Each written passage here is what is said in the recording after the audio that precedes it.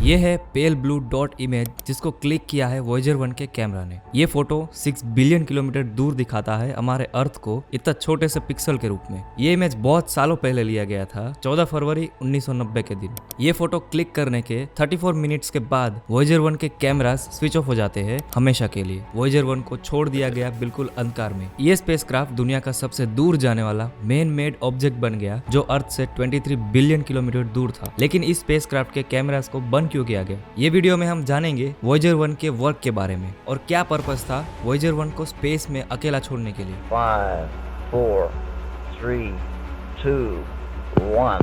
MDS, we have ignition. We have a liftoff. Roll program is in on time. Vehicle response is normal. Voyager 1 space probe ने बहुत सारे records तोड़ दिए। सिर्फ सबसे दूर जाने वाला ऑब्जेक्ट ही नहीं बल्कि सबसे ज्यादा ऑपरेटिंग ऑब्जेक्ट का रिकॉर्ड भी तोड़ दिया है, जो है 45 इयर्स जितना। स्पेस के डिस्टर्बिंग एनवायरनमेंट में ये जो कंप्यूटर्स यूज किए गए हैं सिग्नल्स को भेजने के लिए, सारी टेक्नोलॉजीज को बनाया गया था अर्ली 70s के सालों में और वो अभी भी फंक्शनिंग में है। ये स्पेस प्रोब बहुत पुराने टाइम में बनाया गया था, फिर भी टेक्नोलॉजी से पूरा भरा हुआ है और उसका सबसे बड़ा एग्जांपल है उसका कैमरा सिस्टम। वॉयेजर 1 में 2 वीडियोकॉन कैमरास लगाए गए थे। वो बहुत पुराने टेलीविजन कैमरा थे जो एनालॉग टू डिजिटल तरीके से काम करता था। उसका इफेक्टिव रिजोल्यूशन 800 बाय 800 पिक्सल था और 8 बीट इमेज को कैप्चर कर सकता था ग्रे स्केल में। एक लेंस था वाइड एंगल लेंस जो पूरे प्लेनेट को कैप्चर करने के काम आता था और दूसरा नैरो एंगल लेंस जो जूम करके प्लेनेट्स के डिटेल्स ऑब्जर्वेशन का काम करता था। दोस्तों, ये वॉयेजर 1 के साथ में एक गोल्डन रिकॉर्ड को भेजा गया था। इस रिकॉर्ड में 116 अर्थ के फोटोज, इंसानों के फोटोज थे। यहाँ तक कि इसमें अलग अलग भाषाओं के गाने भी डाले गए थे और ऐसा इसलिए किया गया, अगर ये स्पेस प्रोब घूमते घूमते कोई एलियन सिविलाइजेशन के हाथ में लगता है तो शायद वो लोग हमारा कांटेक्ट कर सके और इस गोल्डन रिकॉर्ड की वजह से वो इंसानों को बेहतर समझ पाएंगे। क्या इस तरह स्पेस में हमारे फोटोज भेजना सेफ है? इस स्पेस प्रोब का सबसे पहला मिशन जुपिटर, सैटर्न, यूरेनस और नेपच्यून को और उनके 48 मून्स को एक्सप्लोर करना था। पर यह मिशन यहीं पर खत्म नहीं होने वाला था। उनका रियल मिशन तो ये था कि अर्थ और इंसानों के एग्जिस्टेंस को दूर दुनिया के लोगों तक या एलियंस तक पहुंचाना। हमारी अर्थ पे पाए जाने वाले पेड़ पौधे, इंसान और जानवरों के कुल मिलाकर 116 फोटोज, यहाँ तक कि 55 भाषाओं के ग्रीटिंग्स भी डाले गए थे और इस वॉयेजर को दूसरे सोलर सिस्टम में पहुंचने में करीब 40,000 साल जितना समय लग सकता है। अगर कोई दूर रहने वाली एलियन सिविलाइजेशन हमारे जैसे ही दूसरी दुनिया के लोगों को ढूंढ रही है तो शायद उनके हाथ ये वॉयेजर लग जाए और वो इस गोल्डन रिकॉर्ड की मदद से हमसे मिलने के लिए सीधा पृथ्वी पहुंच जाए। तो ये गोल्डन रिकॉर्ड में जो फोटोज, वीडियोज और साउंड है, क्या उन्हें एलियन समझ पाएंगे?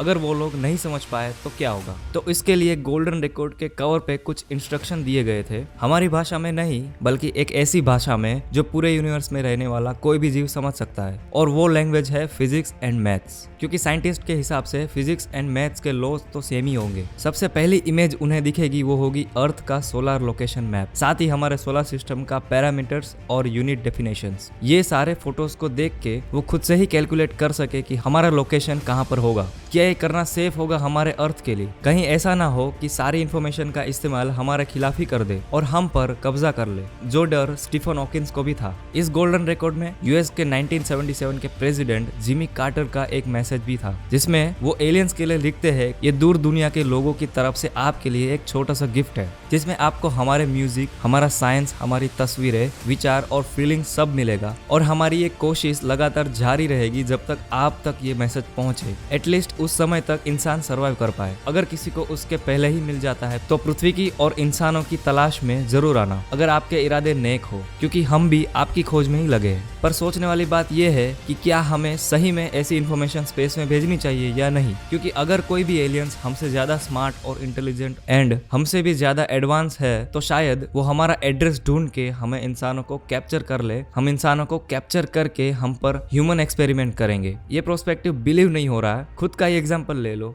हम इंसान पृथ्वी के सबसे स्मार्ट प्राणी है और इसीलिए हम दूसरे प्राणियों को हमारे फायदे के लिए इस्तेमाल करते हैं, उन पर एक्सपेरिमेंट करते हैं और इस एक्सपेरिमेंट को साइंस का एक हिस्सा मानते हैं। और अगर क्या इसी तरह कोई एलियन सिविलाइजेशन हम पर एक्सपेरिमेंट करके हमें साइंस का बकरा माने तो कैसा लगेगा? और स्टीफन हॉकिंस जैसे साइंटिस्ट जिनके स्पेस के बारे में बहुत सारे प्रेडिक्शन सच निकले हैं, क्या हमें उनकी ये बातों को भी नकारना चाहिए? क्या उनका एलियंस को लेके ये प्रेडिक्शन सच ना हो उसकी कोई गारंटी है? वेल, किसी को नहीं पता, लेकिन ये डेफिनेटली एक अच्छा आइडिया तो बिल्कुल नहीं है। आपकी क्या राय है इसके बारे में नीचे कमेंट सेक्शन में शेयर कीजिए। और अगर इस वीडियो से कुछ भी नया सीखने को मिलता है तो लाइक कर दीजिए और चैनल को सब्सक्राइब कर लीजिए।